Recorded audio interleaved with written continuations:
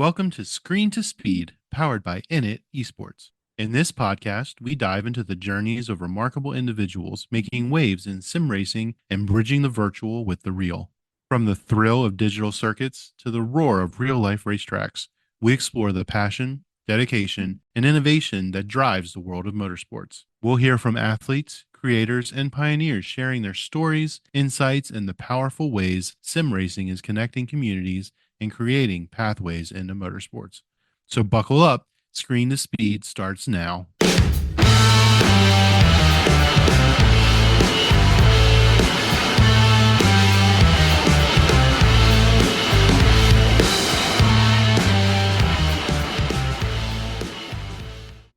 Hi everyone. Hi.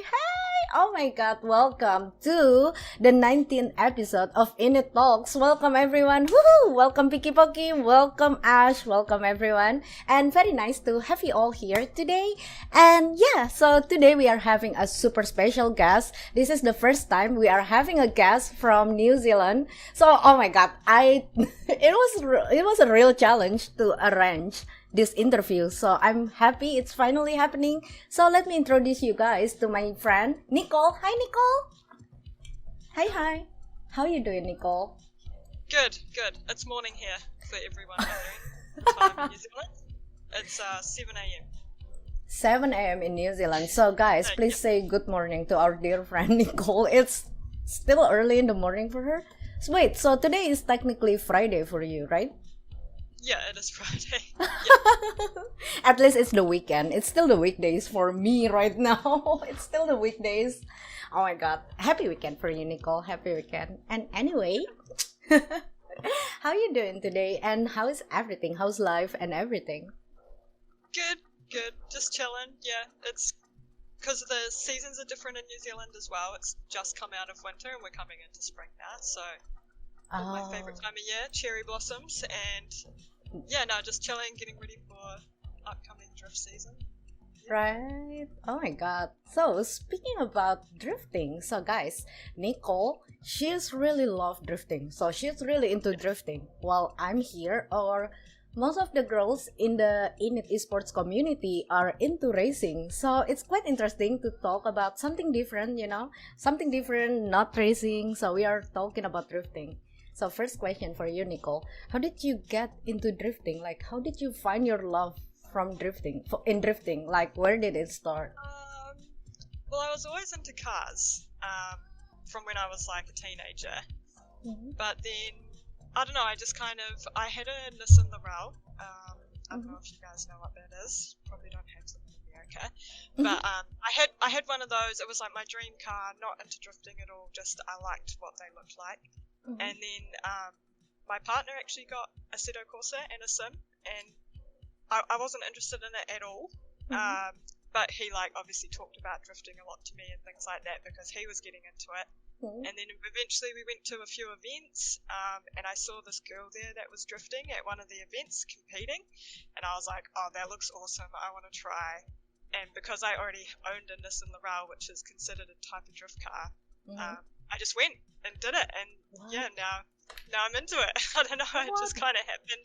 It's so much fun, actually. Just like when you're on the track drifting, it's the greatest thing. Yeah. Hey, by the way, official esports drift. Oh my god, ESDA is here. Oh wait, is it Harry?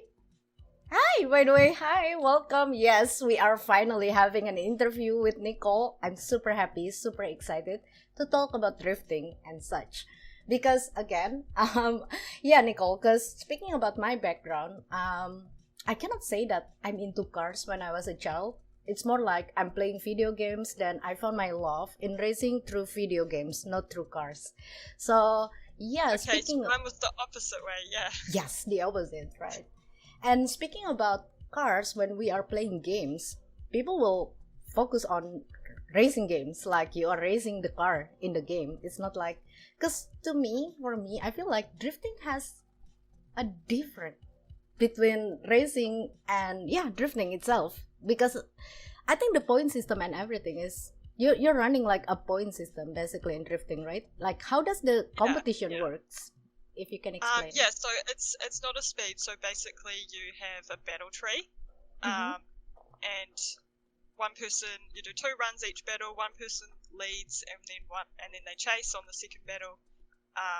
And there is a course layout, so you have to try and get your car in all the clips on the course layout. And the person that is chasing, their goal is to just get as close to you as possible without actually hitting you. Mm-hmm. And then so you get scored based on that. So if you're deep in the zones, if you've got heaps of angle and speed, if you're in the chase and you're really close, that's all like good points.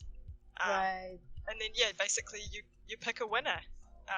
There's judges, so there's usually like 2 or 3 judges for a comp, and they pick who they think did the best. So you don't actually get like scored or anything. It's literally just like who did better in this battle. Right.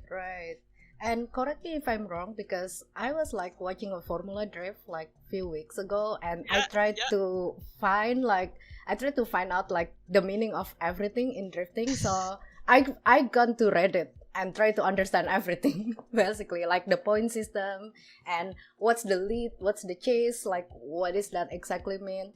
And correct me if I'm wrong, but is it true that the chase normally will get like a higher score than the lead? Because as the car who chase it, like you need to stay close to the leader, something like that. Correct me if I'm wrong. I think all drift competitions are judged a little bit differently, but everyone loves a good chase. You know, like if someone's right on someone's door and they're transitioning and they look like they're gonna hit bumpers as they like transition out the other way, like that just looks awesome, and it's so much skill and so much high risk that it does get rewarded. At least in my opinion, I think. Yeah. I mean, you can't do a good chase without a good lead as well, but I see. But yeah, I don't know. Everyone likes a good chase for sure. Do you like being the leader or the chase? I like chasing. It is harder though, because you have to predict what the person in front of you is going to be doing and when they're going to brake and things like that. If I lead, I just pretend that the person in the chase isn't there. So, yeah, I just go for the clips and just pretend no one's drifting next to me. So, as the leader, basically you control the angle and everything as the lead.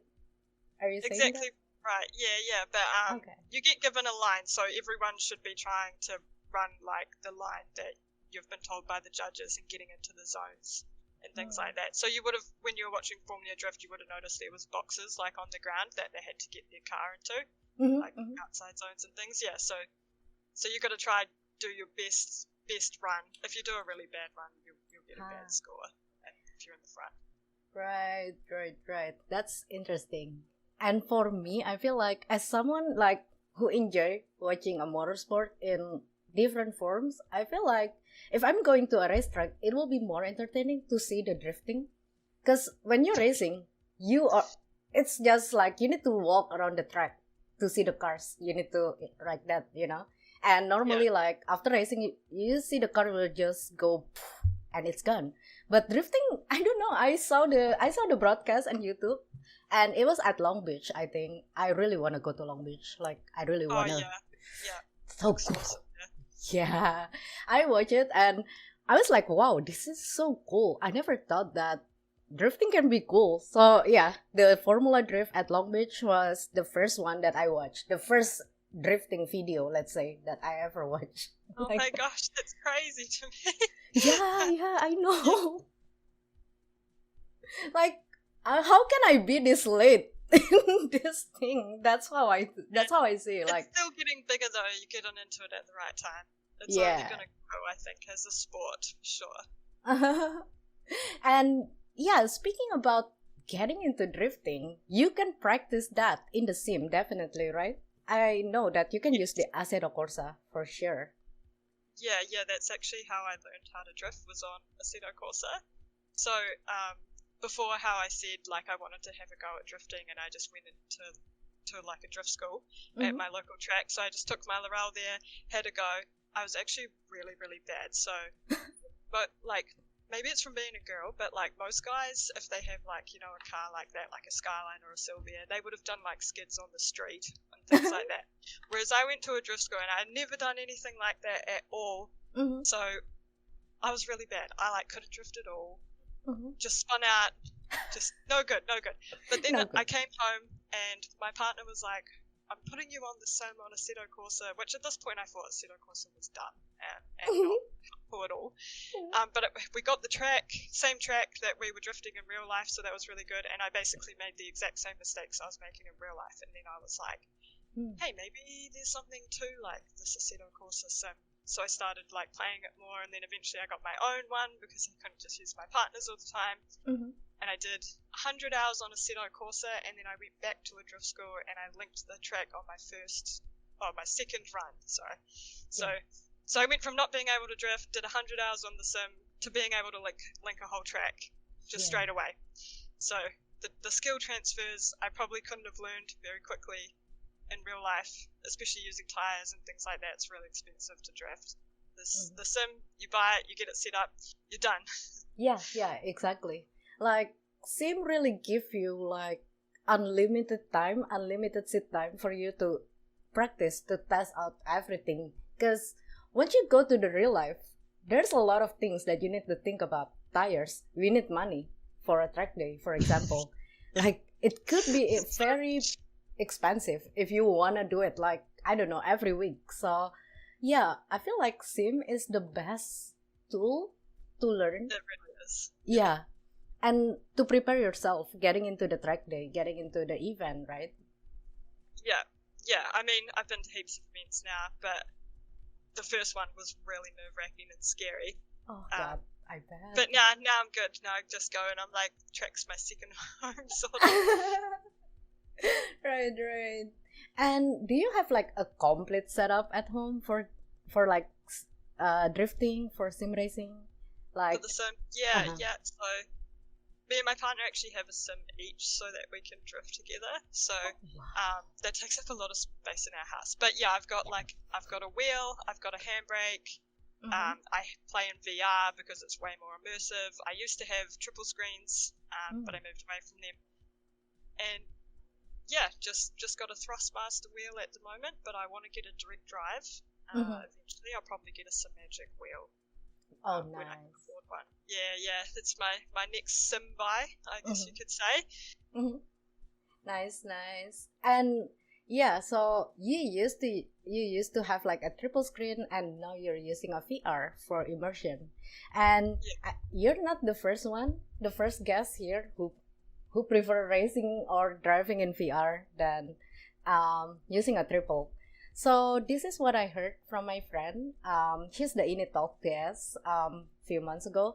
So the reason why she chose racing in VR is, of course, for immersion. It's more immersive. And what she learned from racing with VR is that you really train your eyes and your neck. Because if you move a bit with the VR, you can tell, okay, I'm moving. Am I actually looking to the right direction or not?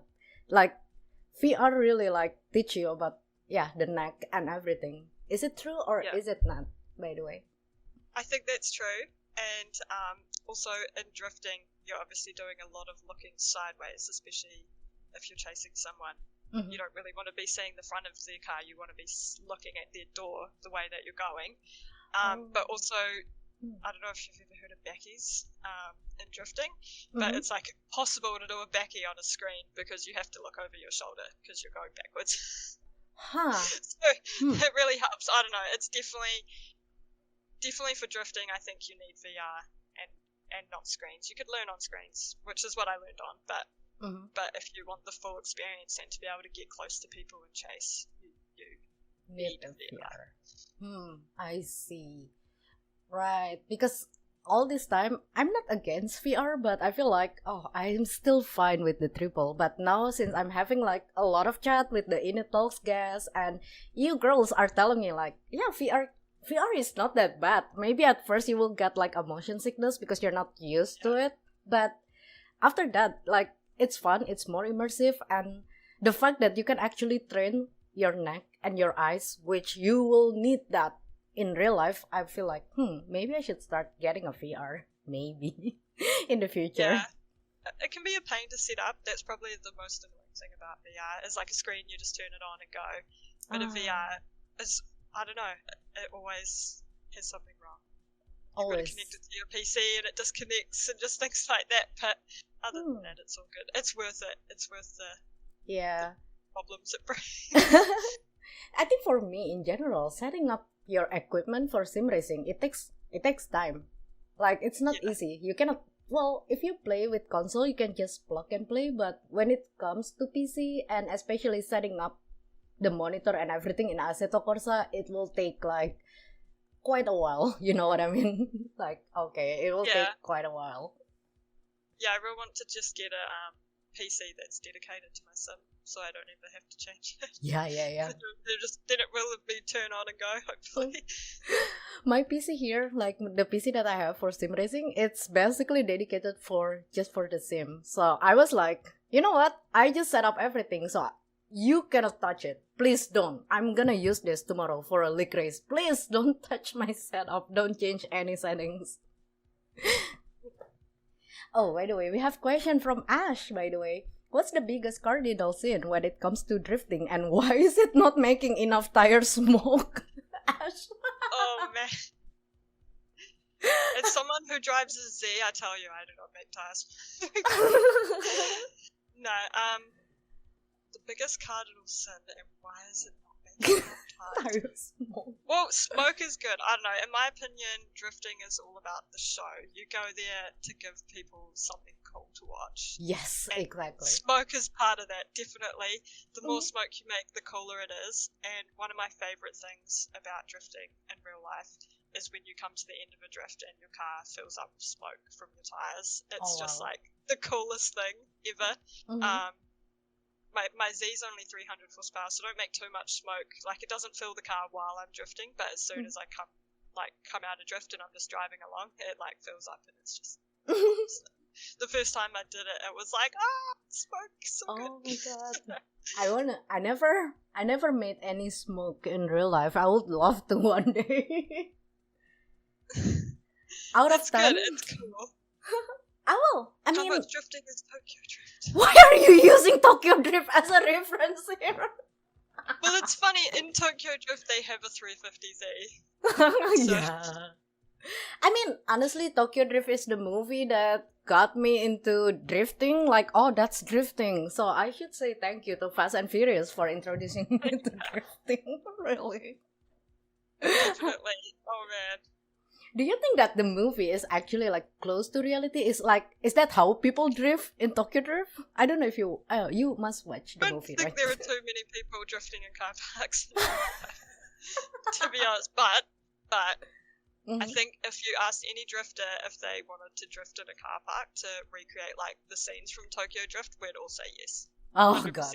Yeah, I mean, it's so iconic. Yeah, drifting up that bit where they go up to the next level of the car park, is so cool. That would have taken a lot of skill to do that and not hit a wall. It takes like a lot of skill for that to do that scene. You're saying in drifting. Yeah, I mean, especially up a bit where there's a wall in front of you and there's a wall behind you, and you're trying to drift sideways in a gap that's like barely big enough for your car. Oh yeah, well, yeah, that makes sense. Right.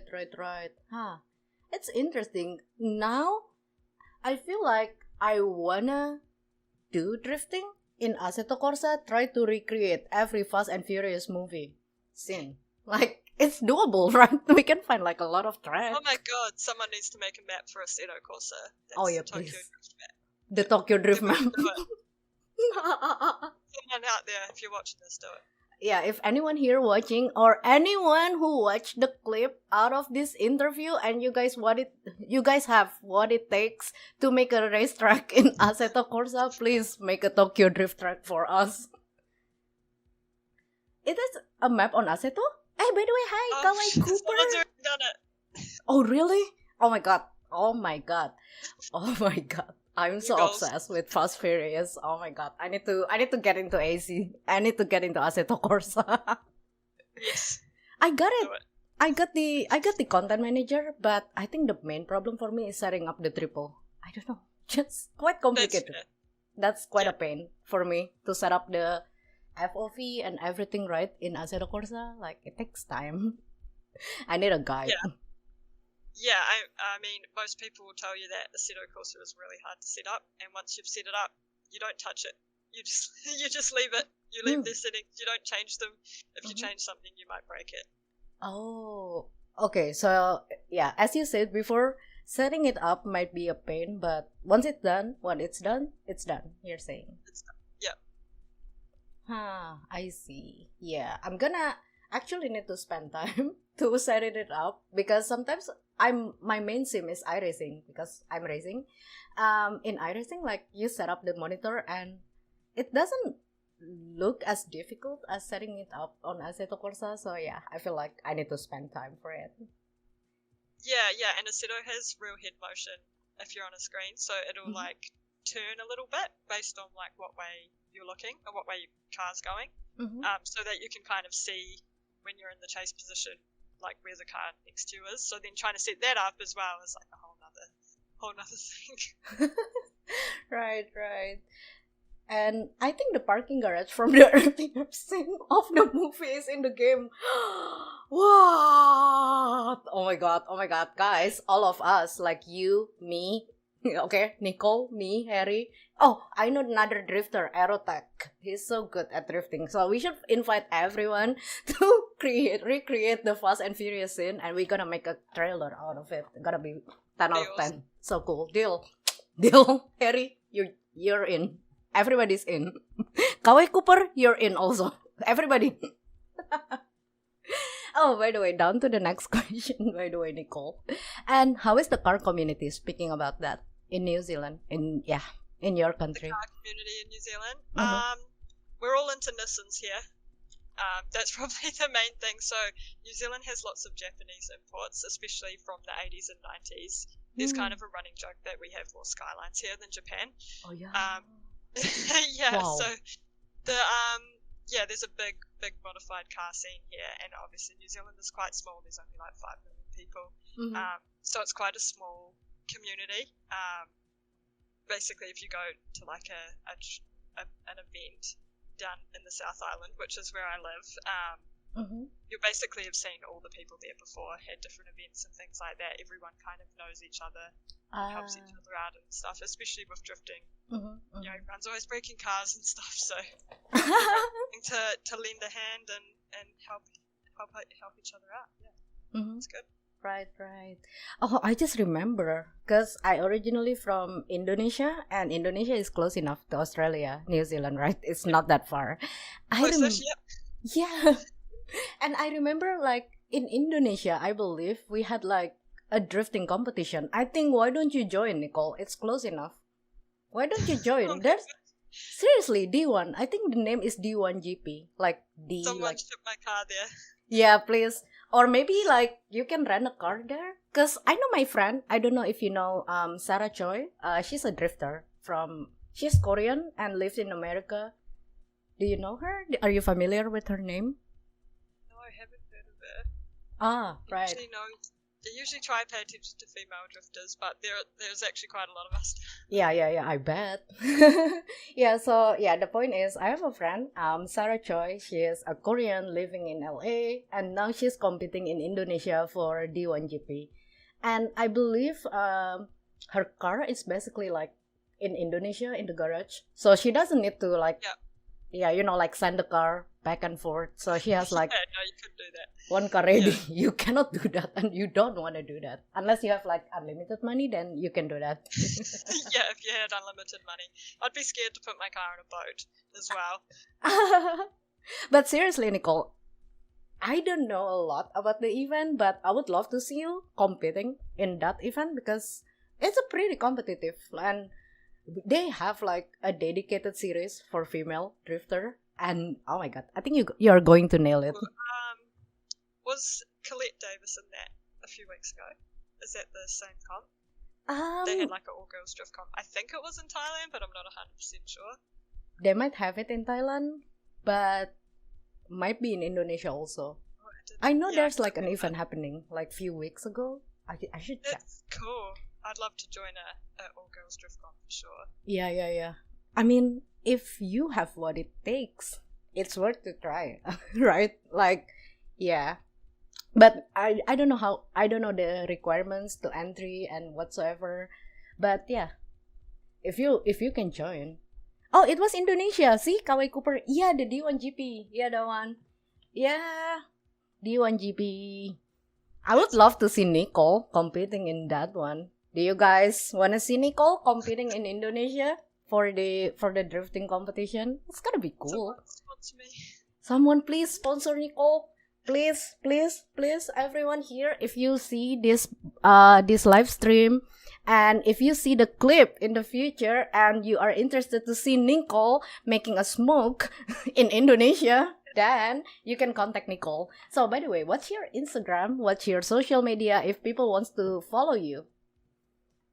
So it's just Instagram, Nicole _C33. And also I have a drift team. Their Instagram is kawaiidriftqueen. Oh, kawaiidriftqueen. Yes, so please, everyone, if you want to see more about Nicole drifting or everything, you can find it on Nicole's Instagram. Definitely, yeah. So the kawaiidriftqueen one is like a Cedo content, and then my one's in real life stuff, basically. And Ash got another question for you, Nicole. So, what is the weirdest or most unorthodox car you've seen become a drift car? So someone here in Christchurch has an S2000 Honda. The S2K? That they've made into a drift car. They actually won Drift South one time in it, like event here. So that's probably one of the weirdest ones. Also in New Zealand we have an R31 Skyline wagon that drifts here, which is pretty weird to see a wagon drifting, but he does it right too. Right. So that's like Nicole the Holden. Nicole the Holden. The Holden? Yeah, from Kawai Cooper. I also know someone that drifts. Is it a Holden Commodore Ute? And honestly, I don't know how he drifts it. He does amazing to be able to get that car sideways. There's like no weight over the back wheels because it's a Ute. And he comes to the drift track with like all his wheels just like piled in the back of his Ute and then just takes them out and drifts. It's fucking awesome. It's fine. That's so fine. It's fine. As long we are saying it in a positive way, we can say that in a positive way. It's a freaking awesome. Yeah. Sometimes I feel like sometimes it's not nice to say that word, but sometimes I want to say that word because I love it. You know, like it's amazing. So I add that word. Like I was emphasizing how cool gets to come to the track and just one car drives it there, drives it home. It's awesome. Oh, it was the Indonesian Drift Series. Oh yeah, the IDDS, right? Yeah, I don't know a lot about the people who work in IDDS, but I know one driver that is like driving in that one, and yeah. Oh wait, you guys partnered with IDDS for real? Wow, that's big. That's big. What? And yes, by the way, Harry, I'm happy to see that they have like a dedicated series for the woman, like in drifting, and I think some of the drifters on the grid, or I don't know if you guys saying it on the grid or what, but yeah, I think some of the female drivers are even new. Like they just learned how to drift before they got into this competition. So it's like they can learn something pretty fast, which is great, you know. Put a Holden on its roof, still just as fast. Good old Alice 3. I think that's what he had. Or was it Alice 1? I don't know. He had a V8.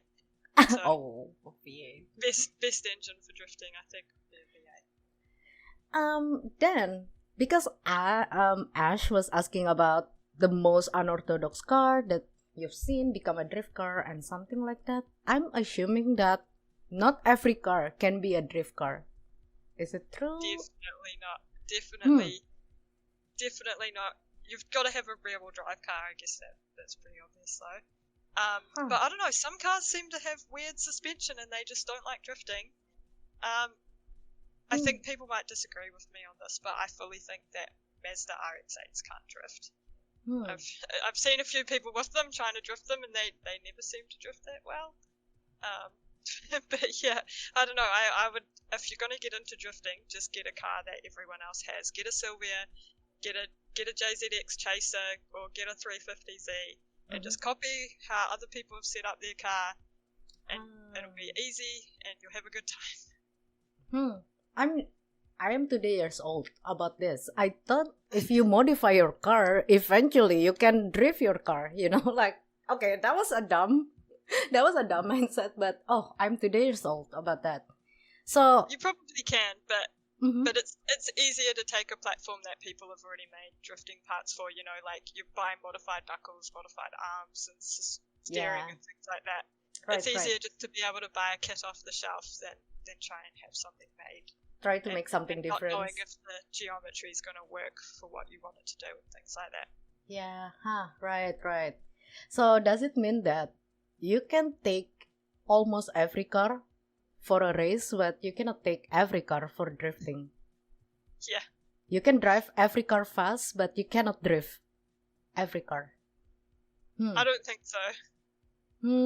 Okay. You can try. You can try. It's worth to try. Yeah. But yeah. That's really interesting. Ash, I'm 2 years old to find out about that. Challenge accepted. So Kawai wanna drive. Cooper, you wanna drive. You wanna drift every car. Take it as a challenge. Every Golf TDI can drift if you sand it hard enough. It depends, Ash. Where do you want to send it? To the walls or what? A Golf's rear-wheel drive? Oh, hi, by the way, Swirly. Oh my god, very nice to have you here today. Welcome to the INIT Talks. And yes, we are having Nicole today as our special guest from New Zealand, and we are talking about drifting. Very nice to have you here today. So, Swirly got a question, I think. What was the first time that you knew you wanted to drift? As in, what was the first experience that made you say, okay, this is cool, and I want to see what this is about? Yeah, I think we had this before, but don't mind to share it again. Yeah. So I think my first main time I was like, I want to try this, is when I went to a local drift event, and saw another girl drifting at it, and I wanted to give it a go. When I saw her, I was like, another girl's doing this. This looks fun. It looks something like I want to learn. So then I just tried. But yeah, it was definitely going to the track and watching people drift in real life that made me want to do it. Right. Maybe if one day I go to a drifting event, maybe I will like, I wanna try this, because going to IRL event normally will boost my will to try out something new more than just watching it on TV. It's just different vibes, different ambience. Like, I imagine if you go to a drifting event, you will smell the burning rubber. And you will see like the smokes, everything. It's like something that you cannot feel when you are on TV. Oh, hi, cat. Oh my god. I got distracted by the cat. Hi. Yeah, but yeah, it's like a different experience. Like seeing the smokes and everything, like, oh my god, that's so cool. Like seeing it on TV is already cool. So I cannot imagine like seeing it in real life for the first time. I promise to you, Harry, Ash, and everyone, one day or next year, I will come to Long Beach to watch the Formula Drift, because during that week, it's crazy. We have IndyCar, IMSA, Formula Drift. It's just wow, That would be awesome. Yeah. And by the way, speaking about that, have you been to like a Formula Drift event or something similar like it before? Nah, there's not too much stuff like that here. I do have tickets to go to our D1NZ. Which is our national drifting comp. There is a event coming up in November that's in Nelson, which New Zealand has two islands. We've got a South Island and a North Island, and basically all the events happen in the North Island, and I live in the South Island. But they've just built a purpose-built drift track in Nelson, and they're doing the first competition there in November. So I've already got tickets to go watch that, so I'm real excited to actually go watch some people at our like national drifting level to see what they can do. Right. And what's your ultimate goal? Speaking about the dream, for example, me, One day I wanna go to Watkins Glen because I like the track. I wanna watch NASCAR in Watkins Glen because I like it. So, Oh what yeah, about you? okay. What's my dream? Go to Mhm. Ibisu in Japan. Oh God, Japan. That would be my dream. Or maybe not Ibisu, maybe Sportsland Yamanashi, which is this track that I play on a Seto course. So like all the time, it is my favorite track, but it is a replica of an in real life track in Japan. And I Oh, would wow. love to go there and drift there. That would just be totally amazing. But I think any drifter will tell you drifting in Japan is a big dream. Ibisu looks like the most fun place on earth if you're into drifting. Mm-hmm. Yeah, it's like everyone's goal to go to Japan. Like, yeah, like all the car enthusiasts, I must say, like everybody wants to go to Japan. Like the car culture is in Japan. I feel like it's different. Like it's Definitely. different than something else in another country, in another side of the world. I don't know. Japan is like something else. Speaking about that, yeah, I would love to. I would love to. Like a letter else. You just send it and see where it goes. Just send it. No, in real life, I'm not gonna just sending it. Because in real life, it costs you real money. So I'm not gonna send it in real life. If I broke the car, I will cry, I think. I think that's what I heard from real life driver and everything. Like in real life, you will have that fear factor. So that's why, like, no, if I broke this car, I'm gonna need to spend I don't know how much money to repair it. So yeah, I think that's the difference between sim and in real life. Like in real life, you have that fear factor. Do you have that kind of fear factor? Speaking about drifting, Nicole. Yeah, broken a few things. I've broken a few wheels, tie rod ends. Not last time we went drifting, but the time before, I blew my clutch. But I wasn't mad about it because it was right at the end of the day, and I'd had like the best day ever, and I had just finished a run. And I went to put my foot on the clutch, and it went straight to the floor. And I was like, oh. Okay. You were like, oh. It's not good. Yeah. So we had to tow the car home with another car up the motorway at like 80k an hour. With a tow rope that was like 2 meters long. So that was an experience just getting the car home from the track after that because my car is street legal, so I drive it to the track, drift, and then drive home. So there's like that extra layer of fear of if I break my car, how am I going to get it back to my house? Yep. Yeah. And then after that, I pulled the engine out of my car over Christmas because this was just before Christmas. Pulled my engine and gearbox, pulled my clutch out. My clutch slave cylinder had died basically. I made a plastic. They don't like heavy duty clutches. So yep, and then I bought a new slave cylinder, went to put it back in. I was like, oh, I better just check that my clutch is okay before I put everything back in the car. Right. And I pulled my clutch off, and then my clutch disc was also cracked through the middle. So then I had to buy a clutch. Which was an unexpected expense. Yeah. So yeah, no, but it's all back together. I've been drifting once since then. But then it was winter, so it was off season. There wasn't really many events. Right. Yeah, but next time there's another event, and I think the next one I'm going to is on October 8th. So it's in 2 months. 5 weeks. Yeah. 5 weeks or so. So I'm real excited to get back out there again after that. Oh my god, that's looking fun. Drifting those Toge maps are super fun. Oh yeah, that's like the famous one, like the iconic one in Assetto Corsa. That's how I feel, Ash. And you enjoy the Mount Akina maps. Oh, the Mount Akina. I don't think I've tried the one. I don't know. Oh, again, Ash. I'm so blind. Hapogara all day. Kahara all day. Uzi's my favorite. I don't know if you watch Initial D ever. Oh, I watch it. There's a girl in it that drifts on Uzi. She's like my idol. And Japan is motherland. The drift culture in Japan is just another level. Yeah, everything is. Yeah, I mean, if you're talking about drifting, you'll think about Japan, right? I feel like. Does it like where it all started? Speaking about drifting. Yeah.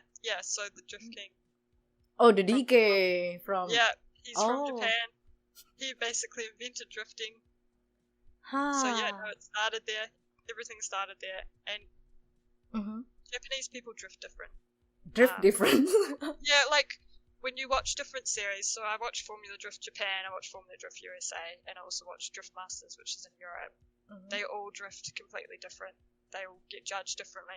Japan definitely has the most style when it comes to drifting. They care more about how cool it looks. Mhm. Huh. So yeah, it's good. I like the culture there. I think how they approach drifting is the best in the world. Hmm. So, are you saying like the drifting event between Japan, US, and Europe? Are you saying that they have like a different type of scoring, something like that? Well, Or no, they all score the same, but just like the style that people actually drive in Mhm. is different. You know, some people go for big angle, and as slow drifters, you know, some people go for speed and things like that. So a lot of the American and European ones, they care a lot about speed, whereas Japan's more laid about back, more stylish. style? Like this is a show. We need to make a show Yeah. for everyone. Yeah. Hmm. Yeah. I see. So if you can put it on the rank from 1 to 3, which one is the best and which one is the worst? Europe, Japan, USA. Gosh, I don't know.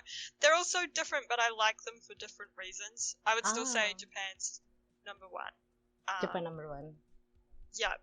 And then I don't know. It's pretty even between America and Europe, to be honest. I can They tell. share a lot of drivers, but I think I like the tracks that are on Drift Masters more, because they're all on a Seto, basically. If there's a drift comp there, that someone will make the track with all the zones and the right spaces and things like that, so you can watch it on TV and then you can jump on the sim and like have a go yourself. Oh, And yeah, I like the Drift Masters tracks a lot more than the ones from America. The ones Drift from America Masters. are always really hard. People I might see. say the European tracks are hard too. I should take a look into that one. Drift Masters, you're saying? That one, the European series. Yeah. Each competition has something that makes it the best. Right. Yeah, exactly, yeah. Right. But yeah, I kind of wanna see the Japan also, because you're telling like they're different, but for me as someone who just got into drifting, I might see everything like similar or can't really tell the difference. So Yeah. any tips for everyone here who just got into drifting, like what makes drifting interesting, and if we are going to attract, like any tips for that, like what do we see, what to see and everything? I guess just try watch it all. So you can actually see the different styles. I'd say drifting's very nuanced when you're really getting down to like the pro level. I don't know, yeah, you just got to watch it heaps. Obviously at the start it just looks like people are going sideways and making smoke, but there's a lot more to it with left foot braking and things like that you definitely wouldn't notice when you're first getting into the sport, but you will as you like learn how to drive. And I think part of it is that drifting is so hard to explain how to even do it to people, like turn left and go right. So I think when you're watching, you have to, if you already know how to drift, you can kind of see what the drivers are doing and like the little things that they do to make their line perfect or get close to the car in front of them and things like that. Whereas I think you can only know that if you have drifted before yourself and have like had a go at those techniques. Right. Makes sense. That makes sense. Yeah, that makes sense. Right. I think that's also the same like when I'm trying to invite my family to a NASCAR race. Like I went to a NASCAR race, I took my family, and I was trying to explain like, oh yeah, they're going sideways. Okay, that's the dirty air, blah blah blah. And well, it's not like my family didn't enjoy watching the race, but they didn't have like a lot of context. Like they're still like figuring out everything, but they can enjoy it, you know. So maybe for everyone here who wants to start like, I don't know, watching a drifting competition or wanna try out drifting, just, I think for me, I would recommend like, just go to one event, see how it goes, and if you're interested, then give it a try on Assetto Corsa, because that's how Nicole got into it, right? That's how you got into it. Yeah. Like, you see it in real life, oh, I wanna do it. Then, I think think most places will have like local drift events now as well. Just go to a local event, and then if you get into it, I mean, most people are pretty welcoming of getting people into the sport. It's like, hey, come crash your car into me. Come crash your car into me. So people definitely support you getting into the sport, because obviously it's pretty expensive and hard to get into. So yeah, just go check out your local track, see what they're all about, and if you like it, just keep going back. Yeah, if you like it, then you will get into it. I think that's how I got into the NASCAR. I went to a racetrack during the Sprint to Speed in Las Vegas. I hear the car like super loud, and the ground was shaking, which is super cool, and that's how I got into it. Like, do you know, like, sometimes you just want to go to a racetrack just to sit down, hear the engine like, and hear the, I don't know, like, smell the burning rubbers, or I don't know, like the ground shaking. I just want to experience that every time I'm going to a racetrack, you know, like the sound, it's so cool, it's like so loud. Like, you know, yeah, it's so different from watching it on YouTube or whatever as well. It's a total different experience. No, nothing can like match the experience of going to a racetrack in real life than just watching on TV. Nothing can actually, like, I don't know, to me it's still different. And I'm still not happy just watching the race from TV. Like, no, I want to watch it like in real life. So, drifting is definitely on the list. Awesome. Speaking about that, in America, I know we have it in Long Beach, but are they like having it like also like in different states, different city, like throughout the season? Oh, like in Formula Drift, yeah, they go to heaps of places. I think they've done Seattle. They're doing Utah this weekend. I'm really bad at knowing where some of the tracks are. I think there's one in Florida. Oh, so they're traveling, right? Not just the Long Beach event. No, not just Long Beach. I think they do two on that side of America, and then they come to the other side. I see. The round 4 Driftmaster at Riga, probably the best competition I've ever seen. Highly recommended watching. I will put that on the note, Cooper. So round 4 at Riga. Yeah, and Harry also said like the production quality is great and not a lot of downtime between battles. So normally like in drifting, like after like 2 cars competing, you will have like that downtime, waiting, like preparing for the next drivers, something like that. Sort of, depending on how well the comps run, I guess. But usually they try have it so that they announce the winner in the battle, and then the next pair go like straight away, which is fine in like top 32, top 16 battles. Once you get down to like top 4, you have to give people time to change their tires, because people doing Formula Drift and stuff, they're using their tires in 2 laps. How many set of tires did you prepare for one event, for example? The most tires I've ever used in one day was 8, so 4 pairs. Wow. I've got a very low horsepower car, so that's pretty conservative. Depending on the track layout that I'm doing, sometimes I can use 1 pair in about 10 laps. That would be the fastest I use them, and then the slowest I could probably get 40 laps to a pair on some of the slower like second gear tracks. So yeah, it's a lot when tires cost like $100 each. Wow. Yeah.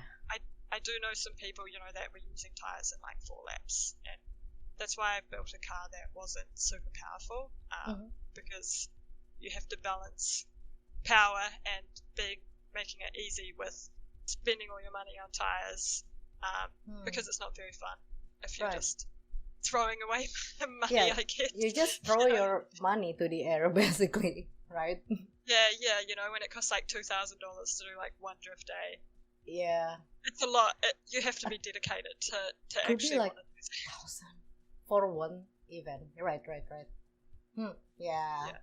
Yeah, real racing, or anything that you do in real life related to car. I mean, the car itself is already an expensive hobby, you know what I mean?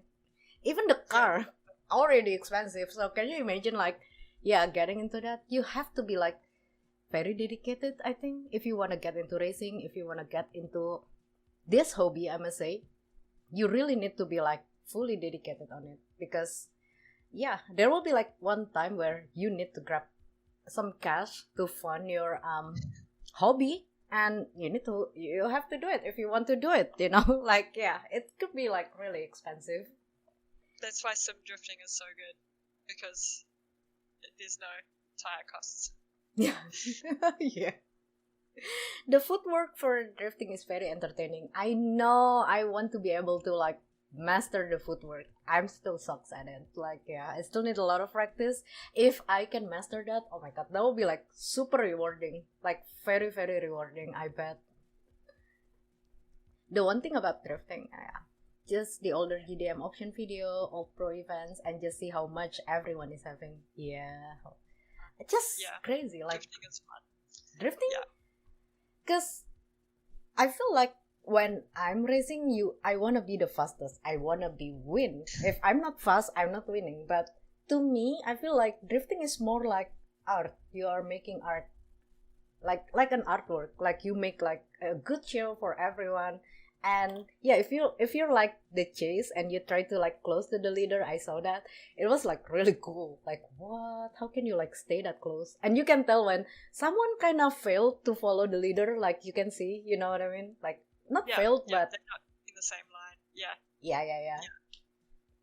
Yeah, that's definitely true. Like, I've tandemed with people a few times in real life. So in New Zealand, you've got to have a roll cage in your car to tandem. So I only recently had one put in my car, and I've started tandeming, and it's like the coolest feeling ever to be like following someone, and then they just like rev up their car and start going sideways, and there's smoke pouring out, and then you're doing the exact same thing, and you're like a meter away from them.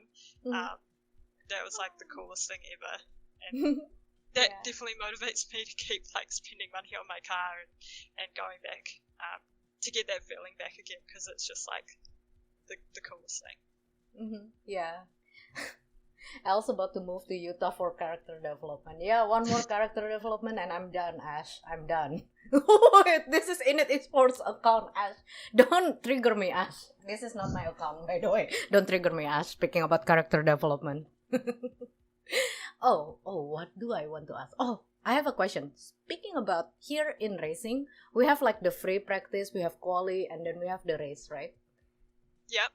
And how does it work the same in drifting? You got like the free practice, or yeah. So you get a practice, and then you usually get a qualifying. So qualifying you actually run alone. You wouldn't have seen that if you watched Formula Drift, because Formula Drift do a battle tree for qualifying now. But in most drift competitions, you just do like a lead run alone, and you get scored out of 100, and then that's how you get ordered for the battle tree. So then the person who came first battles the person that came 32nd, and second versus 31st, and so on. So yeah, so you get a practice, you get the qualifying, and then you get the battles. The battles, right? You don't call it race, battles. Yeah. Just battles. Yeah.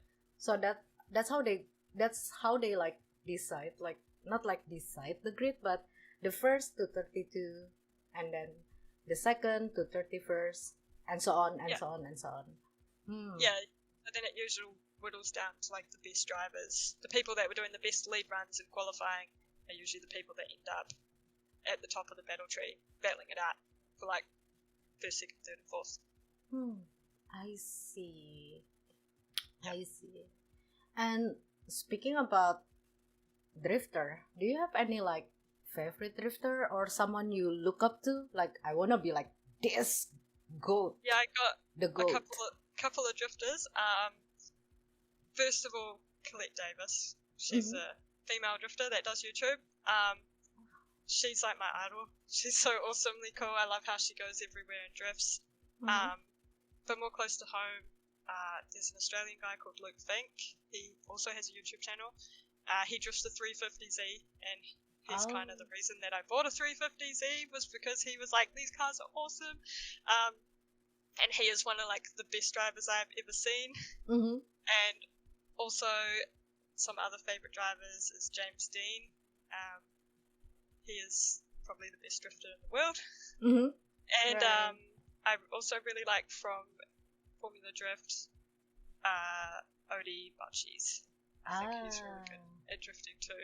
And I really want him to win Formula Drift this year, but I don't know if he's gonna. Oh yeah? Is he like doing well in this season, or? I think he's in the top 5, but Hmm. I'm pretty sure James Dean's going to win Formula Drift and Drift Masters. So he's competing in both this year, and I think Wow. he's first or second in both of them. That's at the moment. crazy. That's crazy. Yeah, Wow. yeah. He's considered the GOAT for sure. Yeah, the And goat. he won Formula Drift like 3 years in a row. Oh, wow. So- That's Yeah, crazy. yeah. You'll see him if you watch any more Formula Drift. Like if you watched on this weekend, he drives a Mustang, an RTR Mustang. Oh god, I love Mustang. Yeah. Keep an eye out for him. I love Mustang. That's my dream car. I wanna have a Mustang, or I wanna have a Dodge Challenger, like Dom Toretto car. That's my dream car. So can I drift the Mustang? I definitely can drift the Mustang, right? So if I buy a Yeah. Mustang, I can. Get an RTR Mustang. Yeah. So Yes. that's interesting. I only support everyone who drive the Ford. So okay, seems like I know who I'm going to root in Formula Drift. Whoever drive the Ford, I think I'm going to support. James Dean fan. Yeah. Oh wait, Harry, wait. They even have it in Seattle, so I can go up to Seattle and I can go down to LA to watch the Formula Drift. I live in Bay Area, by the way, like in San Francisco. So what? I can go to Seattle. I can go to LA. That's gonna be fun. Gonna be cool. That's cool. I'd love to go watch Formula Drift. I will. Bit far for me. I will one day. Cause I believe if I take my family or if I take my friends to a drifting competition, to me it will be less boring for them, because you see the car is like making a scene on the track. Like it's more entertaining, Like yeah, maybe Definitely more of a show. Yeah. Mm-hmm. So, by the way, Nicole, before we end the stream, before we end the interview, do you have any tips or advice for everyone here who wants to get into drifting, start drifting? What do they need to prepare? Speaking about the sim, let's talk about from the sim part. Let's say if someone wants to get into drifting from the sim, Get a wheel. get a wheel. It's a must, right? I guess if you're like first starting out, be patient. It's not like easy to pick up at the start, but once you get it, it's so rewarding. Start with donuts and then try to figure eights, and then build your way up to actually drifting out one way and then transitioning and drifting out the other way, like in an S shape. Go from there. I would also say for people that are learning how to chase, one thing I see people do all the time is really focus on trying to get close to the car in front of them instead of focusing on just drifting really well. And what I find is when I'm chasing people and I'm not doing very well and I'm rocketing forward and then back off them and things like that, is I stop focusing on them and I just focus on my own driving, even though I'm chasing. Right. And once my own driving is good and nice and flowy, naturally you'll just be with the person in front of you that's drifting. I just see people make that mistake all the time where they don't think about what they're doing. They're just trying to get their cars really close, and then it just looks really messy and not good from out of the car, if that makes sense. So always focus on what you're doing first and then getting close second. Get it close, right?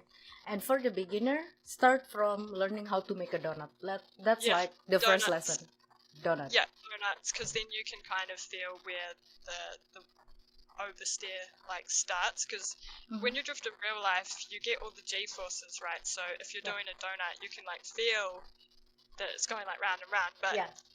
in sim drifting, all the feedback is only coming at you through the steering wheel, and that takes a while for you to figure out what that feels like, and how that feedback corresponds to what the butt of the car is doing that you would usually get from a G-force. Right. Yeah, just start slow, then just try and get out there with people.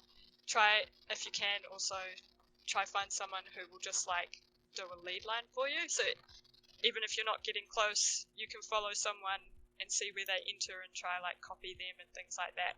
Having someone to follow and show you where you should be drifting on the track, where your car should be on the track will really help as well. Right. And having a handbrake is a mandatory in drifting, correct? Basically, yeah. Yes. Yeah, you definitely Wheel want to. You shouldn't handbrake. overuse it, Mm-hmm. but you definitely need it there for emergencies. I think it's good to learn to drift without it, but you definitely need it. But I don't know. It's hard because some people rely on the handbrake too much, and Yeah. it makes their drifts bad. Oh. But then sometimes you like need it for like some corners and things, or if you're chasing people, I think you need it. So the chase will use the handbrake more than the lead, are you saying? No, I mean you cannot like generalize that like that, but No, yeah, I don't know. Chase is probably doing lot more left foot braking. So okay. they're like foot flat on the accelerator, and then also left foot braking to keep their car like close to yours. Mm-hmm. Right. But yeah, no, definitely need a handbrake, but don't rely on the handbrake. For I everything. see. Right. Yeah, I still need to learn a lot because speaking about the handbrake and stuff, I'm still like a total noob for it. But yeah, I think as a start for me and also for everyone who wants to get into drifting, we are focusing on making the donut first. Don't think about handbrake and everything. Just try to make a donut out of it. Doesn't matter if it's an ugly donut or what. Try to. And you don't need a handbrake. You don't. A donut or a figure eight. No. If you're using a handbrake and a donut, then you're doing it wrong. Okay. That's a note. Okay. For me, it's so a you note. Can start, You can start without a handbrake if you're just learning how to do donuts and things. Right. Think about handbrake later. So it's a good news for everyone here who wants to get into drifting. You don't need to spend extra money to get a handbrake as a start because you can do it. You can do a donut and figure eight without a handbrake.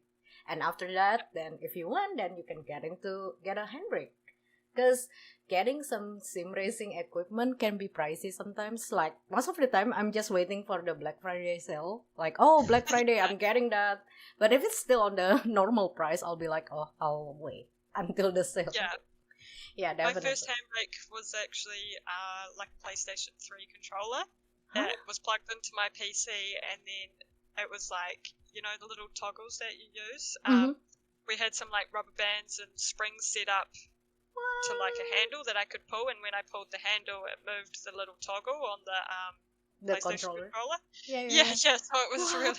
That's it was a creative just like way. one we had lying around, like we didn't use it for anything, and it was like, okay, we'll just make this work. But I've got a real handbrake now, nice. But yeah, you can rig stuff up to work. That's genius. That's a genius idea, really. Yeah, and then you get the then it's not like on off as well. It's like a real handbrake where the harder you pull it, the more it's doing.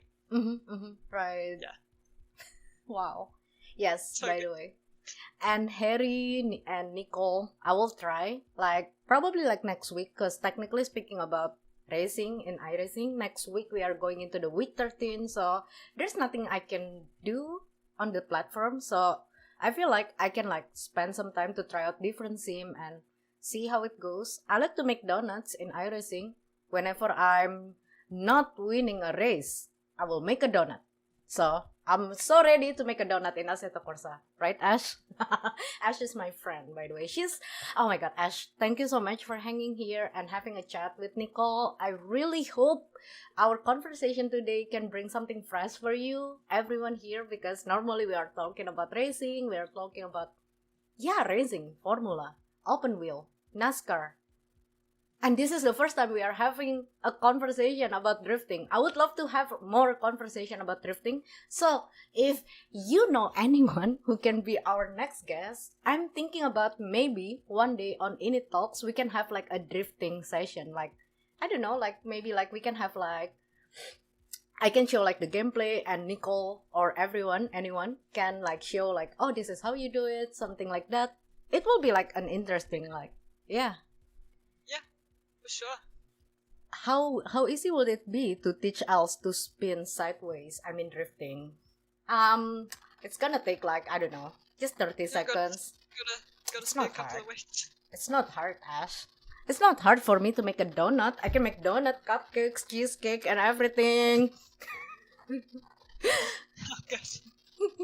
Stream Nicole teaching you. Oh my god, guys, are you guys agree to have an episode of INIT Talks where Nicole or everyone from Esports Drift Association like teaching me how to drift. Like, cause I was like registering myself to the coaching session on Discord. Do you guys want to have it? Cooper, Ash, do you guys want to have like a drifting stream here on INIT? That'd be cool. Oh, nice. Alright, so let's plan it out. I'm planning to have it during the week 13 on iRacing. I will be pretty much free around that time, so maybe we can start learning about drifting. I will contact you, Nicole. Oh my god, we are friends now on Figure Discord. out the time zones. Yeah, oh god, oh yeah, I forgot the time zone. 19-hour difference. Are you free pretty much on the weekend, by the way?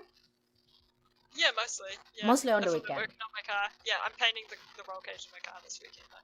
Oh, right. Yeah.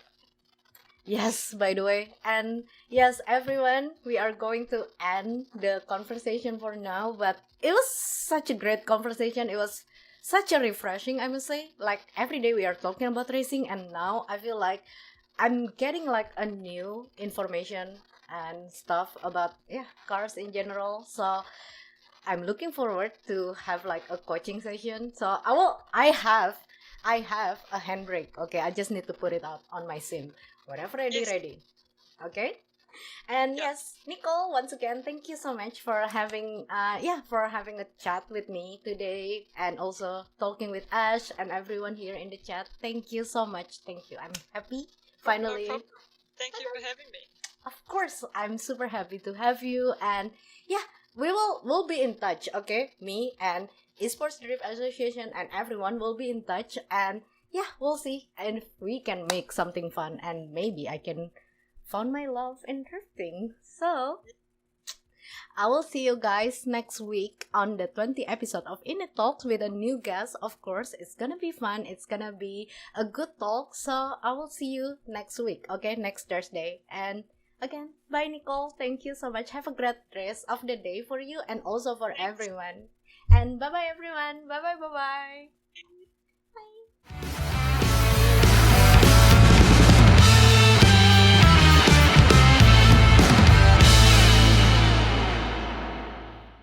INIT Esports focuses on sim racing events and digital tournaments. They bring esports content to fans and sponsorship opportunities to brands while maximizing audience reach across multiple sports, industries, and platforms. INIT Esports is a woman-led company where diversity, equity, inclusion, and accessibility is in their DNA.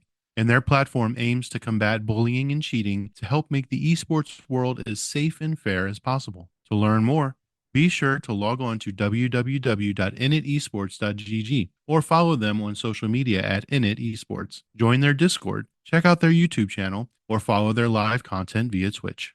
This episode has been brought to you by Grand Touring Motorsports as part of our Motoring Podcast Network. For more episodes like this, tune in each week for more exciting and educational content from organizations like the Exotic Car Marketplace, the Motoring Historian, Break Fix, and many others. If you'd like to support Grand Touring Motorsports and the Motoring Podcast Network, sign up for one of our many sponsorship tiers at www.patreon.com/GT Motorsports. Please note that the content, opinions, and materials presented and expressed in this episode are those of its creator, and this episode has been published with their consent. If you have any inquiries about this program, please contact the creators of this episode via email or social media as mentioned in the episode.